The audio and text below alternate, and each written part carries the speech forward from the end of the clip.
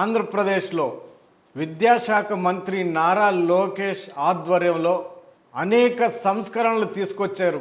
అయినా 2025 2026 విద్యా సంవత్సరంలో లక్షల మంది డ్రాప్ అవుట్స్గా మిగిలారు. ఇది ఆంధ్రప్రదేశ్లో ప్రస్తుతం హాట్ టాపిక్గా మారింది.